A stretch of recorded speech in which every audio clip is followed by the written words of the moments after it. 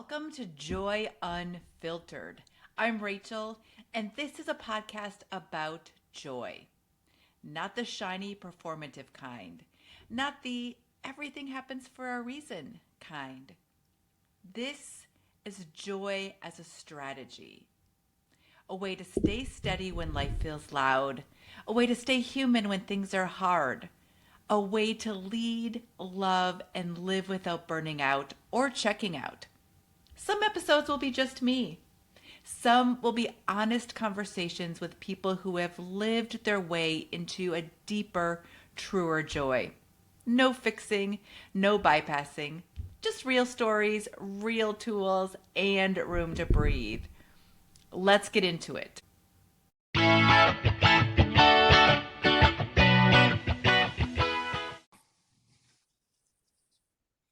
Welcome back or welcome to Joy Unfiltered. I am Rachel, your host, and I have a really fun guest with me today. I am so excited to have Melissa Hoffman with us. So let me get started just by introducing her a little bit before I turn the mic over to her. So Melissa Hoffman is a holistic mindset coach and breath work facilitator who helps high achieving women entrepreneurs regulate their nervous systems, rewire subconscious beliefs, can't wait to get into that, and embody the version of themselves who feels safe being seen, fully expressed, and abundantly paid. Wow, I love that. We will talk about that as well. Through her signature blend of nervous system work and identity alignment, Melissa guides women to grow their businesses with ease, confidence, and authenticity without the hustle. And don't we just need some more of that? So welcome, Melissa, to the podcast. Thank you for having me, Rachel. I'm so excited to be here. Yeah, I've been excited about this conversation for a little while. So glad that we are finally making this happen. So Yes. why don't we start? We were chatting a little bit before the podcast started. I know you are out in California currently, Yes. but why don't you give us a little bit of history into, as much as you care to, kind of how you got to be this amazing, amazing person that you are today. Yes. Well, thank you. Um, so I, so I've been a coach for about 5 years. And before this, I was a makeup artist. So I had a business for 12 years as a luxury makeup and hair artist, working with a lot of women for photo shoots for their weddings. I did like some commercial work. And even before that, I had a corporate job. I was a sales rep and I did that for 7 years. And I think the short story is that in my sales job, like I realized that I was really unfulfilled. It was a very toxic environment. And I was so stressed out, burnt out all the time. And I just really didn't feel like there was any meaning to what I was doing other than like making my company a lot of money. And I wanted to do something that was more meaningful. And I had always loved makeup. I was a creative person, artistic. And so I ended up, things got so bad in my job that I just knew I needed to make a change. And I quit and became a makeup artist. I had no idea. I didn't go to school for makeup. I had no idea what I was doing. And this was like before YouTube, or YouTube was like just starting. It wasn't what it is now, before social media. And I just kind of dove in and taught myself, and then met other artists and started to learn more, and then like take classes from artists and mentors. And I grew my business to be very successful. And I did that for 12 years. And it was while I was a makeup artist, I realized like what I was doing was I was having so much fun, and I was getting to make women feel really good about themselves, feel like the best version of themselves for like a day, or in, photos that were captured that they could look back on. But the women that were coming to me would share a lot about how they had like these negative feelings about themselves and didn't feel like they were good enough, or they were picking themselves apart, or didn't feel like they were pretty enough, or just all of these things. And so I realized that I wanted to go deeper than just like on the surface of helping them like feel good for like one day. I wanted to be able to have tools and do work that was deeper than that. And so that's what led me to coaching. I ended up working with a lot of coaches on their personal branding shoots. And as I was working with them and talking with them, I loved like hearing how they were talking about their businesses and the work that they were doing. And I realized like I want to do that too. And so I got certified as a life coach. And then when the pandemic and lockdown hit, like I couldn't work. I had to like I knew I needed to change my business, and I thought like this is the perfect time for me to go into coaching. And then we ended up actually moving out of the area. We were in the Bay Area at the time. That's where all my clients were. And we were moving to a suburb outside of Sacramento. And I didn't want to travel back to the Bay Area, and I didn't want to rebuild my makeup business in a new area. So I thought, okay, I'm going to go for it. I closed that business and became just like went all in on coaching.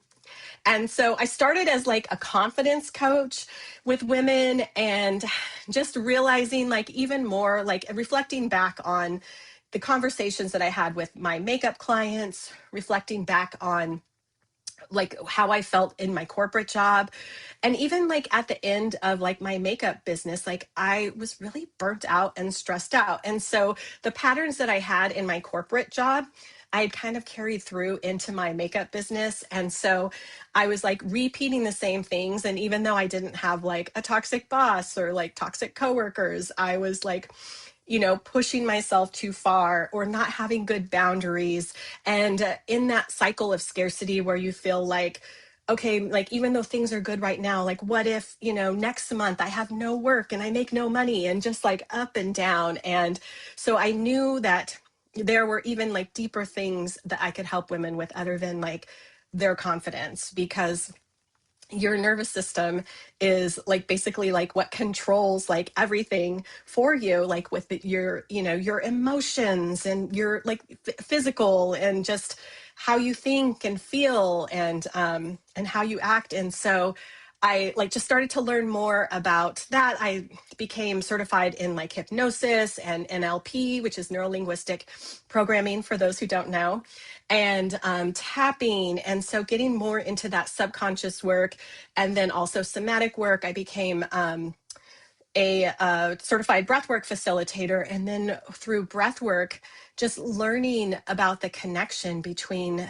the nervous system and the subconscious, and how it all plays together, and just how it affects you, and how much stress and anxiety affects us. And when you can regulate that and learn to regulate your emotions, then it's just so much easier for you to feel more even, and to not let challenges or things that come up for you like just throw you off, and to get out of that cycle of just feeling like you're always in survival, or you're in that scarcity. And you just become a more happier, well-rounded person, and it just affects all the areas of your life. And so when I started learning more about that and experiencing that for myself, I knew that I wanted to help women entrepreneurs who are where I was when I was in my makeup business, because I didn't have those tools, and I just Right. became burnt out, and I was like, well, I guess I'm going to quit.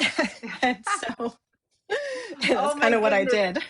Sure. Well, I love that whole story. And I don't know if you could tell, Melissa, but those of you listening or driving in your car, you could not tell that I was taking a bunch of notes, but so many things to unpack with what you just shared. So love it. So I might go back just a little bit, because as I was taking notes, I think one of the things that really struck me at first was what a great kind of parallel from doing Hmm. makeup to helping people with their inner work, because certainly Yeah. those things are tied, right? We Yeah, want to look they good are. both. We want to feel good both on the outside and on the inside.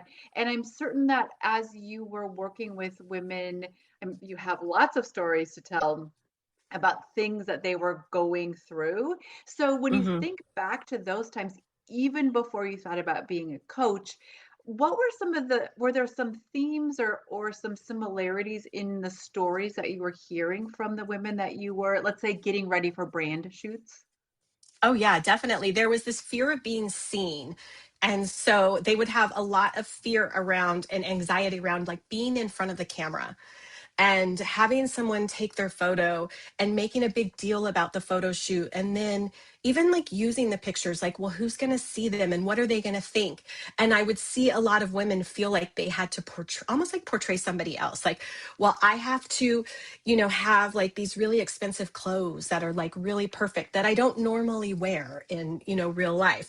Or I'm going to do a photo shoot in Paris because that shows that I've made it and I'm successful, when they don't have like any clients. And so there was a lot of that, like feeling like you had to put on like false masks, or that who you were wasn't good enough to share with the world. And that fear of visibility, fear of judgment, those were like a lot of the themes, and like feeling not good enough with who you are, how you looked, those were a lot of the themes that I saw in the women that I worked with.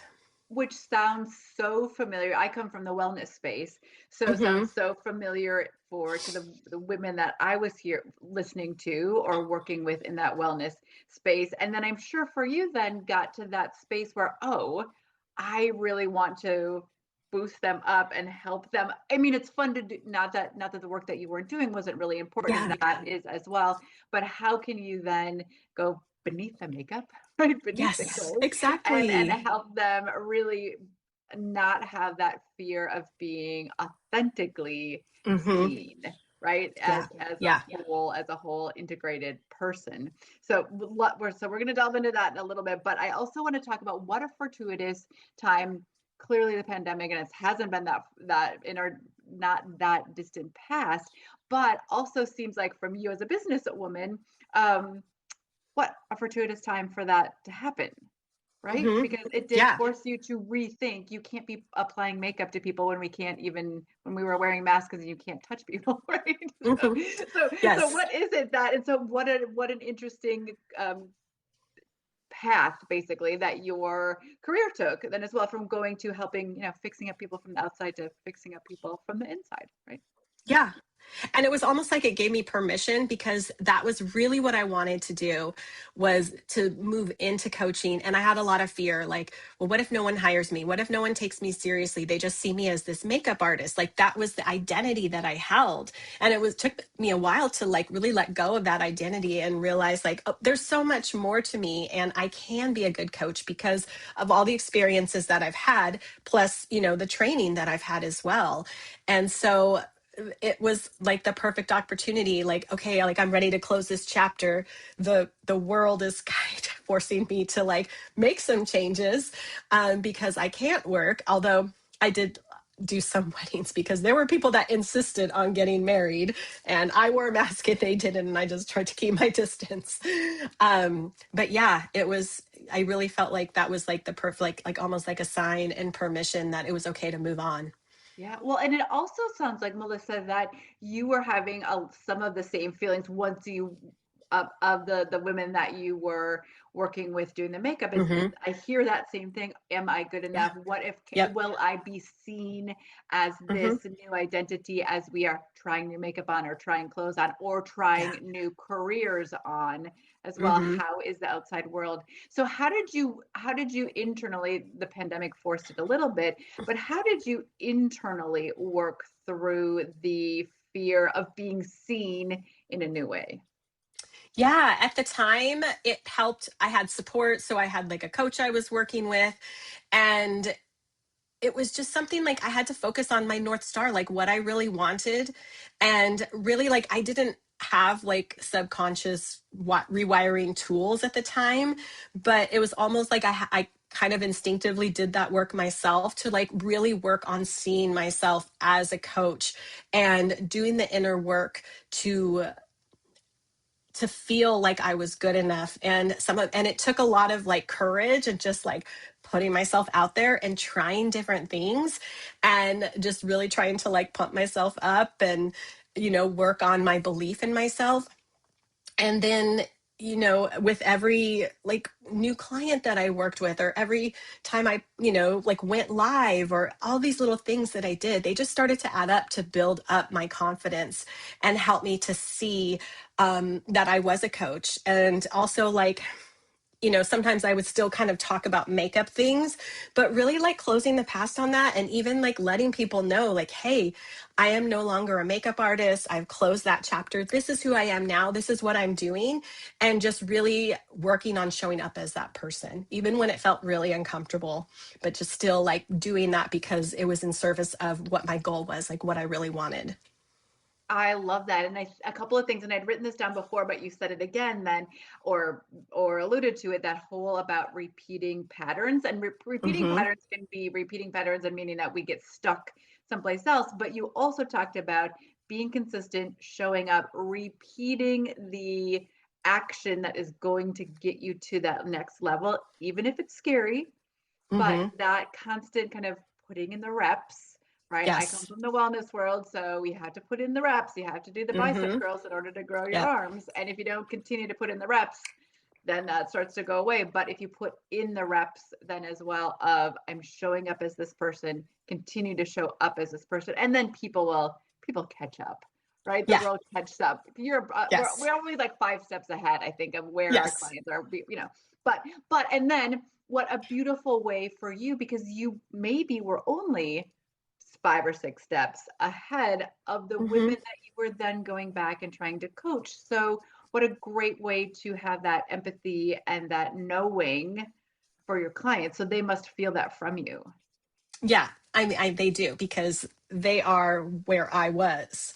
And so it's just, I can relate to them more and they can feel that. And I know exactly like what they're going through right now because I Yeah. was there.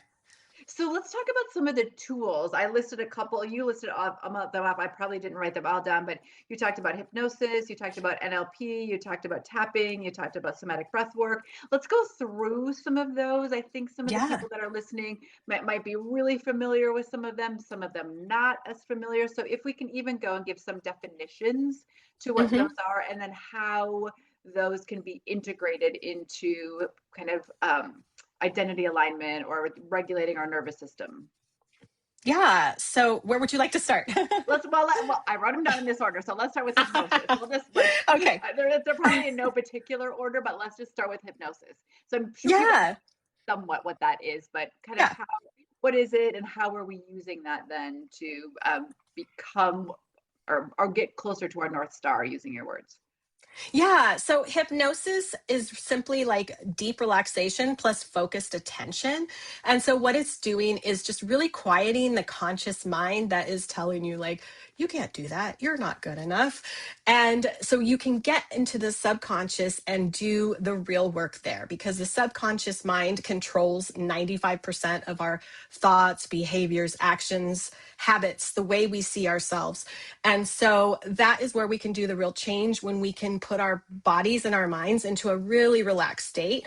So then it just becomes easier to make those changes. And so what hypnosis does is like you put someone, it's called trance, but you're basically just like putting them into a very relaxed state. They're completely aware of everything that's going on. It's not like what you see on TV or in the movies.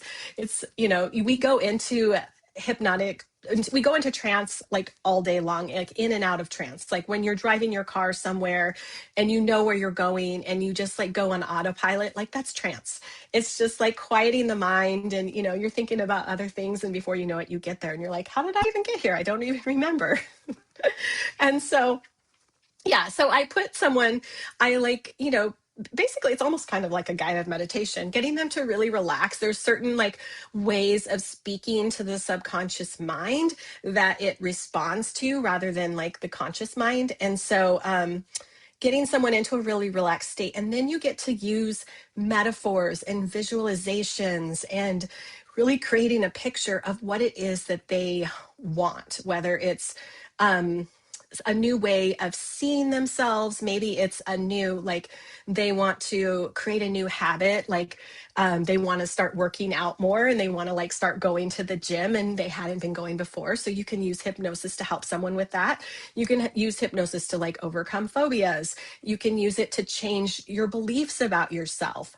And so if you have some really negative beliefs that have been really hard for you to get rid of, like you can use hypnosis to change that. And hypnosis works, it's all in the positive. And so because your subconscious mind only responds to like positive positive statements. It doesn't recognize like negatives. So like if you say you can't, let me see, what's a good example? Like, I don't want Um, to I don't want to, overspend. I don't I want to don't want to, overspend. I don't want to overspend. That's a good one. It won't recognize the don't. It will just hear, I want to overspend. And so that's like what you be programming in. So there's a very specific way about painting the picture and using analogies or metaphors that the subconscious like recognizes and responds to, and then it starts to like change in the brain through neuroplasticity, changing those neural pathways of like thoughts, and so it creates new neural pathways for that new belief. And so the more consistent you are with it, then the easier it is for your subconscious to accept that. And then when you're out and about with your, in a conscious state, like you have changed the way like you see things or you think, and you don't even really realize like why. It's just like, oh, this is like what I believe now, or this is how I see myself now. So it's really powerful.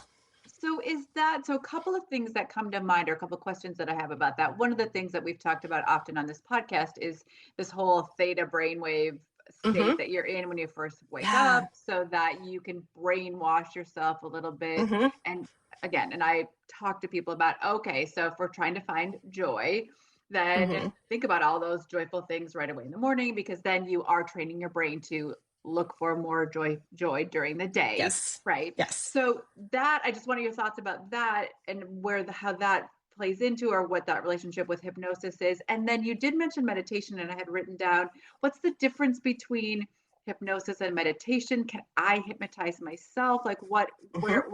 and I know those are probably really, we're getting to nitty gritty delineations of things, Yeah. but I'm just curious about your thoughts about those, or what the definitions are. Yeah. So when you're putting someone in trance, that is a theta brainwave state. So Okay. you're relaxing the brain to get into those slower brain waves. And that is also the state when you first wake up in the morning, before you are like fully awake, you are in that theta brainwave state. And so that is the perfect time to, brainwash yourself, basically, like you said, like, whether that is, repeating affirmations or thinking about how like your goals, or like, setting an intention for yourself, like I'm going to find more joy today. Like that's the perfect time. And then also right before you go to bed, before you drift off to sleep, then you're also in that theta brainwave state. And so that's also a good time to do that type of work. Those are also the best times to like listen to a hypnosis, like a hypnosis, self-hypnosis audio, is during those times. But you can also create that state for yourself if you wanted to. You either do like a hypnosis session with a practitioner, or you listen to like a self-hypnosis audio during the day. And because the way that it's called an induction, the way that we put someone into trance, it relaxes the whole body and it puts you into that theta brainwave state. And then as far Gotcha. as meditation, yeah, like, I mean, hypnosis and meditation are very similar, but hypnosis is more intentional with the words that you use. And there is a certain way of doing it. So a meditation is something that you can just do to relax yourself, like maybe like relax your mind, slow down your mind. You can do it on your own. You can listen to guided meditations. Guided meditations are simply just relaxing you. Excuse me. And maybe you're seeing some visuals and stuff. So there could be some similarities there, but it's not really using the language of the subconscious mind, probably, unless you have a practitioner or a facilitator that is trained in hypnosis, then they might kind of use some of that in the guided meditation. But basically, they're Gotcha. both, yeah. I think hypnosis has more of a focus to it. So where meditation is more about relaxation, hypnosis is like it's relaxation, but there's a focused attention to something that you want to change. That makes perfect sense to me.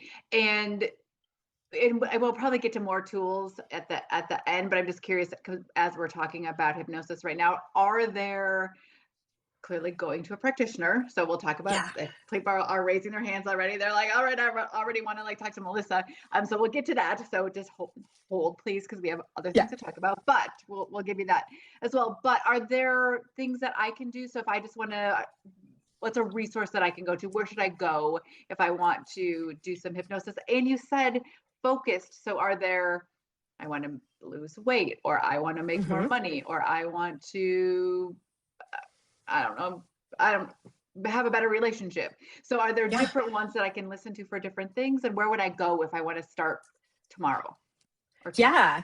I mean, there a lot of hypnotists, hypnotherapists will create self-hypnosis audios and either sell them, or they might have them as a freebie on their website. I actually have one on my website if you want to become more it's basically like overcoming imposter syndrome and feel like you are unstoppable. And that's like what the hypnosis is called. It's like becoming unstoppable. And that's like a freebie I have on my website. And you can, enter your name and email, and then you'll get the audio download of this and you can listen to it. So there's that. I mean, there might be options on YouTube. I would just be very careful about who you purchase or listen to a hypnosis from, because first you want to make sure that they know what they're doing and they're not putting in anything that could be potentially harmful for you.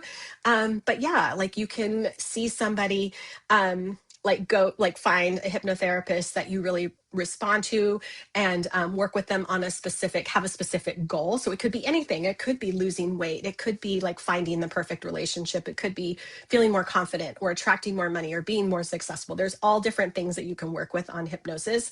And then you could find like a self-hypnosis audio that has like a specific topic that it's going to help you with. So like you wouldn't like just want to, like each hypnosis, like there is a specific intention for it. And so it just depends on like what your intention is. And then you could find one that supports that, if that makes sense. That makes total sense. Like there's not like a general hypnosis. I think that's like what I'm trying to say. Like, I'm just going to listen to like a general hypnosis unless it's on, maybe it's on like becoming more relaxed or reducing stress or something. And then like you could listen to that and, but you can get very, I don't want to say particular, but like you can find something that's very specific. That's the word I'm looking for. Yeah, no, and that makes sense. And that also helps kind of delineate some of the difference between, because meditation, you can just go listen to a relaxation meditation or a yoga nidra or something. I say Insight Timer is amazing. Headspace is amazing. But that kind of works for everybody. And again, I think your one cautionary note was that hypnosis probably brings you a little bit deeper than some meditations were. And so you want to make sure that you're trusting the person so that they didn't put some random weird thing that they are programming, brainwashing, whatever you do things that you don't want. Yeah. Right. Yeah. Okay, cool. And that they know what they're doing too, because you could have somebody that maybe they're using, because they aren't properly trained and they're using a lot of negatives in their hypnosis. And then that is going to do the exact opposite of what you want, because your subconscious isn't going to recognize that negative. Right. Perfect. Awesome. And we will circle back at the end, because I started that already, overcoming or being unstoppable. I can't remember exactly how you called it, but we will circle back to the end because I'm going to do that tonight, whatever that is. That's on my list already, Melissa. Thank you. All right. Let's talk a little bit about, because I'm not as familiar with NLP. So if you want to talk a little bit about NLP. Yeah, so NLP is neuro-linguistic programming. And so what it is it's a type of, it's speaking directly to the subconscious mind. And so there's different like ways of using language that the subconscious mind like responds to, rather than just, talking, I guess. And so there's specific language patterns, working with the way that the brain like receives language. And so like that's basically like what it means. And there's also different techniques that you can do, speaking directly to the mind using like images. And so, for example, one of the techniques that I'll use with a client is if they want to create a new habit. And so there's a technique called the swish technique. And so as you're going through it, it feels kind of weird because you're getting these pictures. You're getting a picture of what you don't want, the behavior that you're doing that is not working for you. And then you get a picture of the behavior that you do want to do. And so through the way that I'm speaking to the brain, I get you to have like the picture of the old unwanted behavior and then the picture of the new behavior. For those of you who can't see, my hand is like in the lower corner, and you like switch them really fast. And so after doing that repeatedly, all of a sudden, you don't want that old behavior anymore. You want the new behavior. The new behavior has been like reprogrammed in the brain. And so it's like things like that. It's just like ways of speaking to the subconscious mind, basically. And so an example of using this is like how powerful it is. Excuse me. Um, is I used to bite my nails, and it was like a really hard habit for me to stop. Excuse me, I have this like cough that will not go away. And I used this technique to stop biting my nails. And I didn't do anything else. And so it was just because of changing the picture that I saw of like the old behavior that I didn't want, and replacing it with like me just like sitting relaxed. And, it was probably coming from some kind of anxiety that I was holding and wasn't like really consciously aware of it.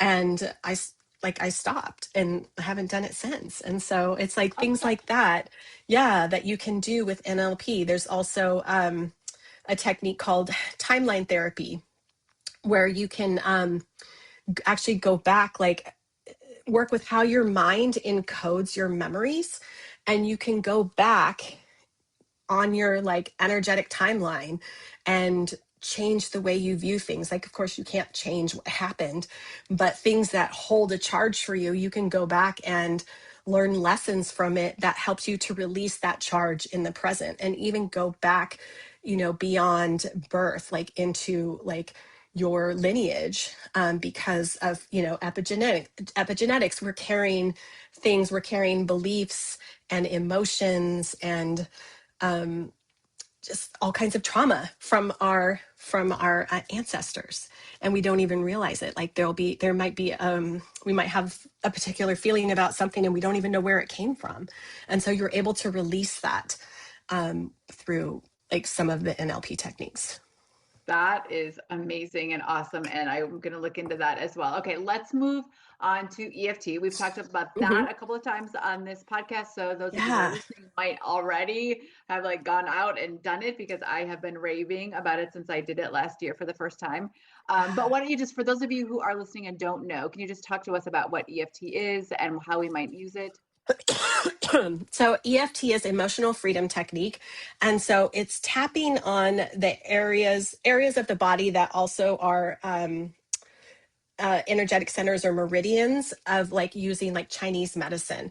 And so when you tap on like, and you do it in a certain pattern, there's certain ones that you tap on, you're able to release any like stored emotions. So it's not only a like a subconscious, but it's also like a somatic practice. And so it's working with both the mind and the body, and it is so powerful. And so you take something, um, like a feeling, like a negative feeling that you have, like maybe like you have this fear of, let's just say, going live. Like you have this like almost like a paralyzing fear because maybe you had this bad experience of like giving a class presentation, and it just like really scarred you.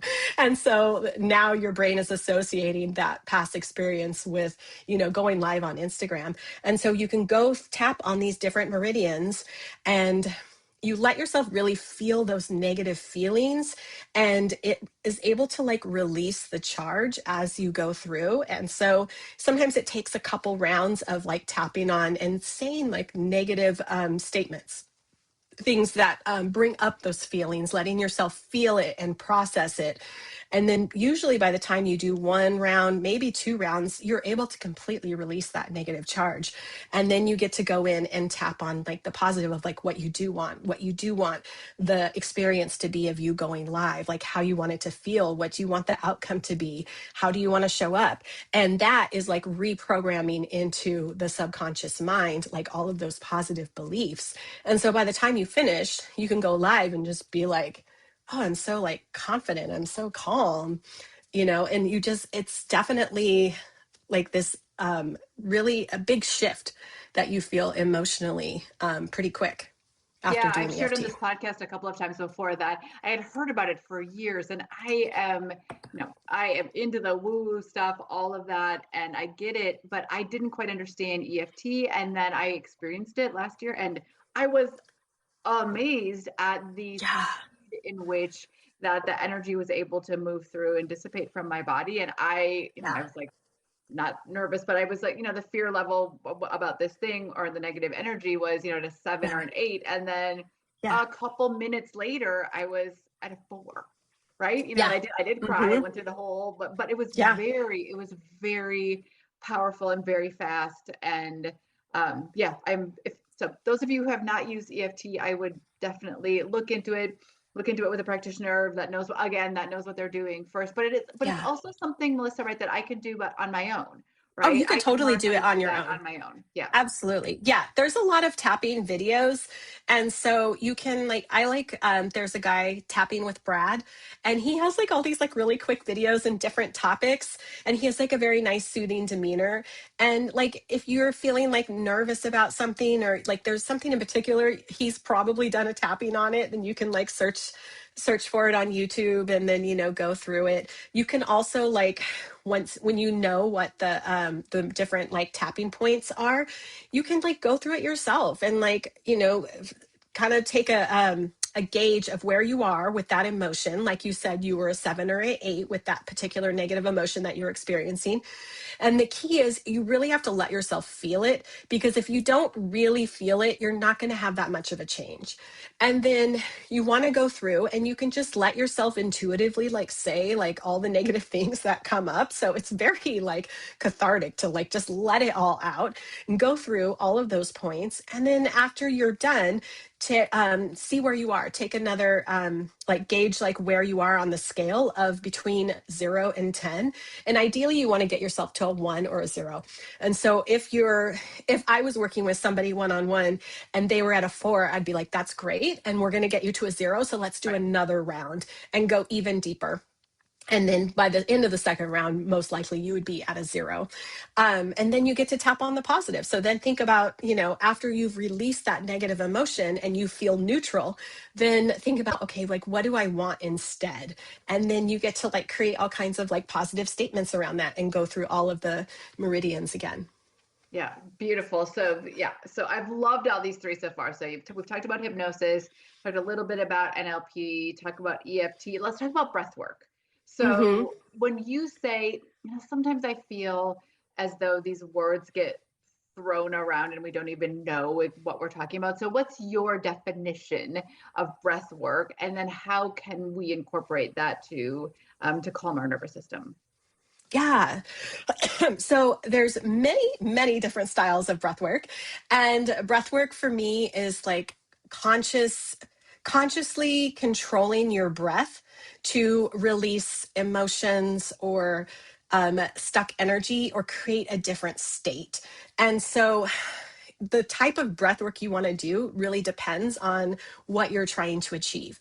And so there's some very gentle practices that if you're just trying to like create a sense of calm or relaxation, or like before bed, like you don't want to get yourself all, activated before bed. So you wouldn't want to do a very activating practice right before bed. Or if you're in a very stressed state, then you want to do something that is calming. And breath work works directly with your nervous system. So we have our parasympathetic nervous system, which is your rest and digest.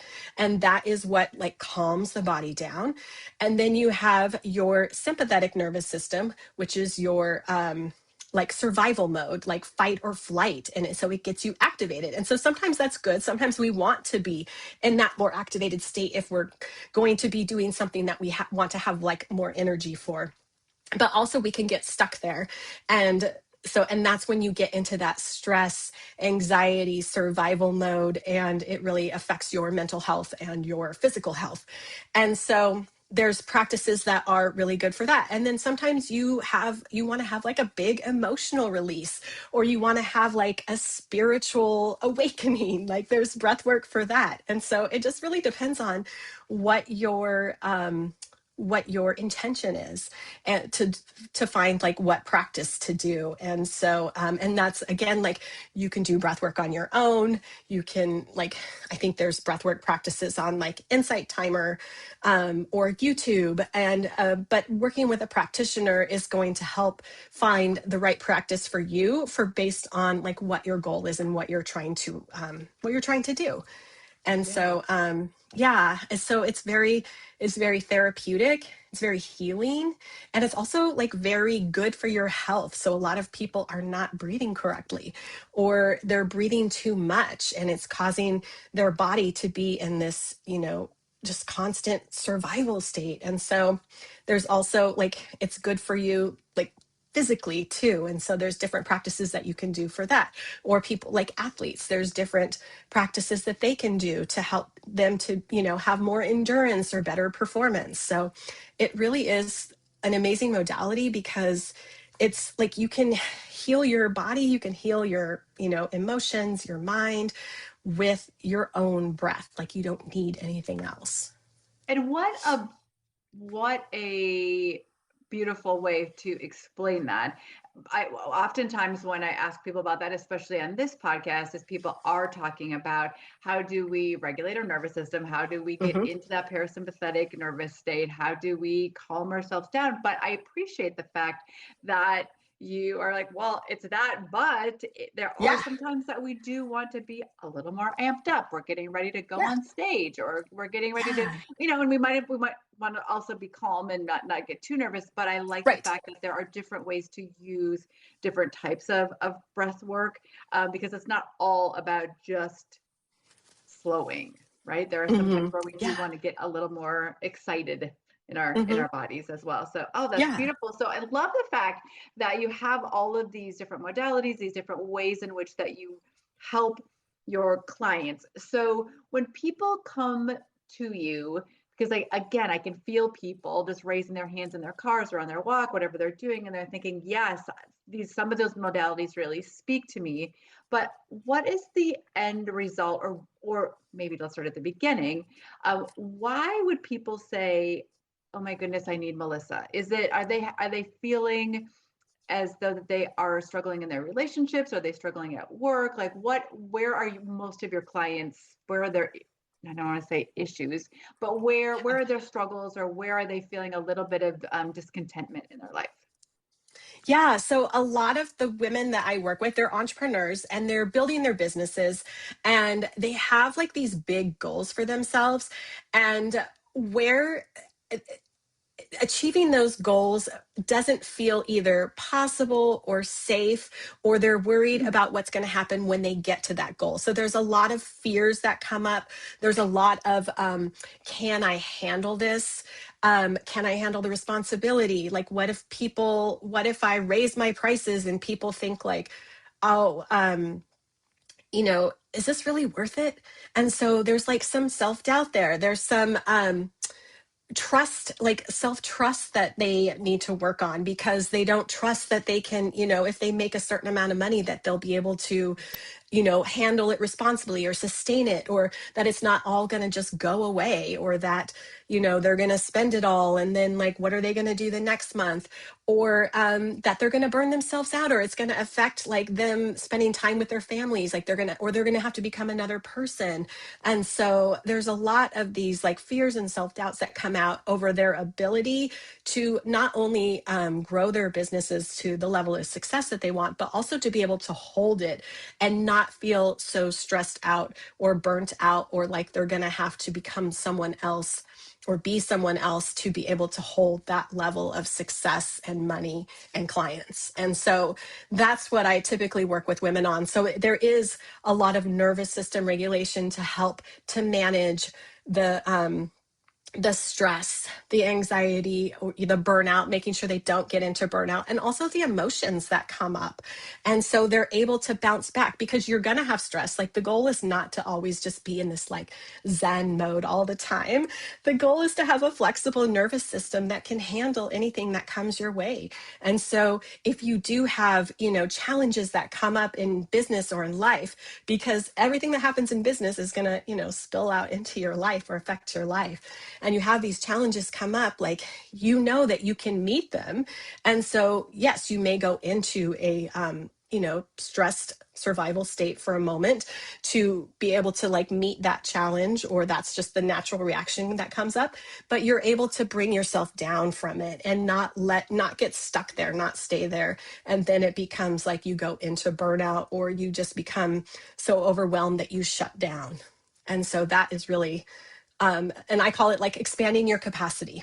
And so it's creating a flexible nervous system that can handle anything, and that the capacity, your internal capacity is expanded to have more, and to be able to like hold it and be able to stay there and have it feel sustainable in your, not only in your body, but in your mind and in your life. Right. So you said flexibility, you talked about flexible nervous system, you talked about having that capacity. That makes me think, when I was talking to my clients about like heart rate variability, it's like, yeah, you want your heart rate to get really high, and you want to be able to drop it really quickly.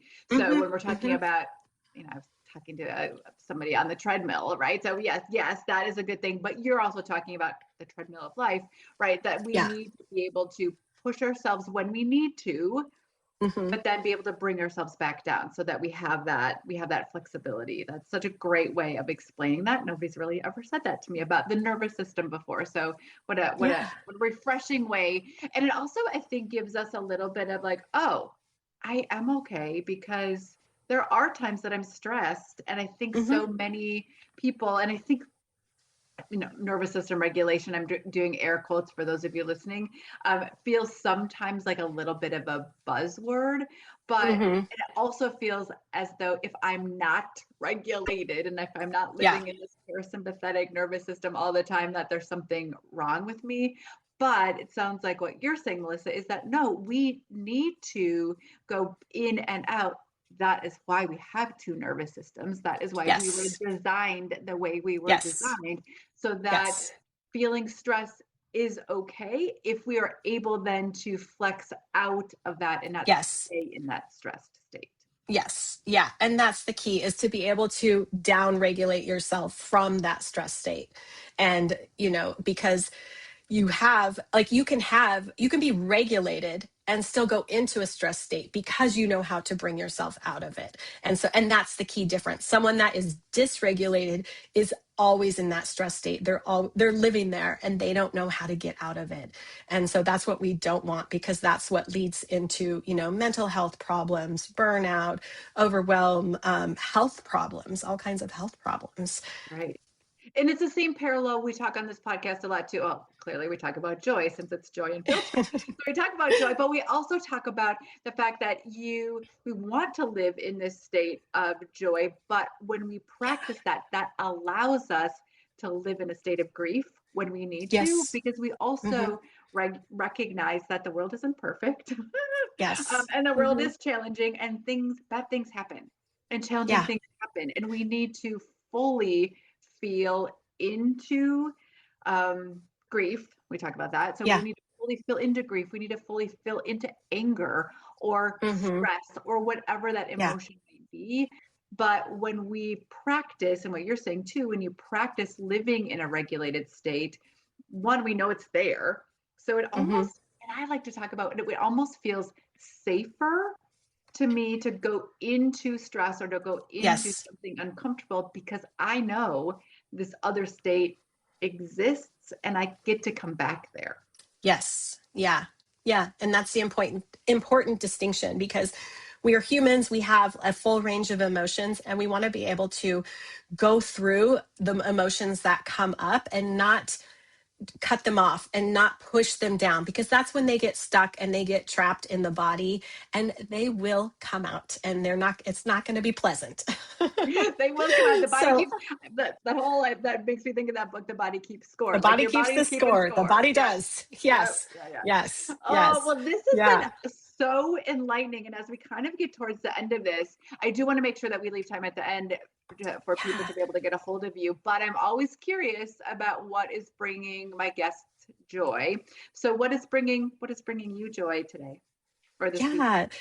Before I answer that, can I like circle back to something Yeah, that you said earlier? yeah. Yes. So you were talking about HRV, heart rate variability, and that is actually one of a type of breath work that I do that increases your HRV. It's resetting your nervous system. And so that is one of the things that we track. So when I work with a client who is completely dysregulated, excuse me, most often we're going to do that type of breath work. It's called resonance frequency breath work. And I send them a tracker to track their HRV, and that is showing us that they are resetting their nervous system and going into a sustained regulated state because we can see their HRV going up. So I just wanted to share that because I don't hear a lot of people talking about HRV either. So yes. Yeah, beautiful. Thus we were supposed to be on here today because then we Yes. get to talk. We get to nerd out and talk about and talk about Yes. kind of scientific nerdy things. Yes. So thank you. I appreciate you bringing that back up again. Yeah. Okay, So what's I'm not. bringing me I'm joy? definitely not cutting you off, but I would love to know Yes. kind of Yeah. what's bringing Yeah. you joy. Yeah. One of the things that, like, a practice that I do is noticing beauty all around me. And so wherever I am, I try to notice something that is pleasing to look at, that I think is beautiful. Maybe it's like a sense that it's enhancing. And so I love to be out in nature, and we actually live across from like a wetlands preserve.